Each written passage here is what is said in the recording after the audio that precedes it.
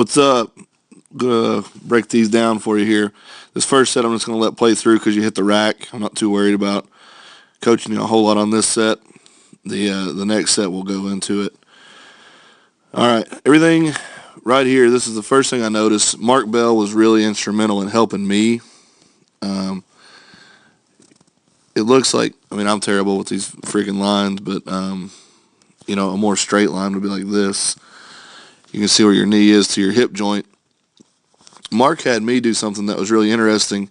He had me bring my feet back just a little bit, and what this does is that automatically tilts the ass up a little bit, the pelvis up, and it brings your knee position down a little, automatically locking in your lower back, making it nearly impossible to elevate your ass off the bench, which I do notice you do sometimes on your reps. The other thing I'm looking at right here, you've got a little bit of an arch, not very much, but everything else looks really good. I like to start with a good strong lockout, which you do. So let's watch this one break down. As I told you before, just watch raising your head, but you said you were catching it because of the pause. Those looked really good to me. This set again right here, another thing that Mark told me to look for on my knees is actually try to squeeze them in and down. He said that, again, activates the glutes, making your glutes flex, making it more difficult to come off the bench if you have that problem. Looks like you're touching in a really good position. I'm going to go over this with you here. I do notice a little bit of a tricep whip. See where you're touching would be like at the midpoint of the highest point on your stomach, which is really, really good. Elbow to wrist position is just a little bit backwards. You could probably touch a little lower safely, but if you're comfortable where you're at, it looks really good. And then on your reversal, you see you're pressing away in this direction, and then your elbow is actually doing a rotation right there. It's going forward and then back.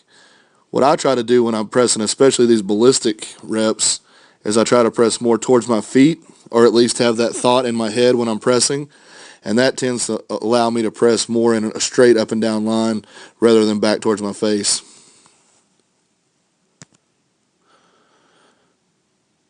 Again, really good reps. All of them looked fast to me. I was really impressed with that. You do get a lot of leg drive, which is kind of confusing to me for everybody else that I've seen. You can tell that you're getting good leg drive because your hips pop up so much.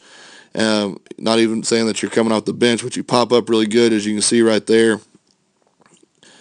Good reps there. I can tell you're starting to fatigue out a little bit, but that's the point of this, to try to develop that tricep strength even when you're tired. And, overall, just the more you do this, the better you'll be at it. And every single week, I would have you do this for the next 3 weeks. Try to add 20 to 30 pounds and drop a set every time. So go five sets next week for 3 with a little bit heavier weight and just really try to burn them out. Seems to help me tremendously when I go back to a straight set with heavy weight. I'm excited to do that, not this week, but next. So here's your full rep set. Everything looks really good. The only thing I would coach you on here, and this is from Bob Coe and Dave Hoff at Westside. This is one of the things they were extremely crazy about, was right here is about where you're locking, right there. And what you see is, you can see it right here. See how your shoulder goes back and forth? Right here, watch. See that little flex right there? So, and what that's doing is your shoulders are taking the support away from your triceps because you're not locking it out. So really try to fully extend your lockout all the way through, even if you have to pause it for like a split second just to break up the reps. Overall, I think everything looked really good. I think you're, laying the foundation for, a really good jump in your bench press right now. And again, like I said, in the next 2 to 3 weeks, when you go back to a straight weight set with a heavy weight, I think you're going to be really impressed with it. So, good job, man.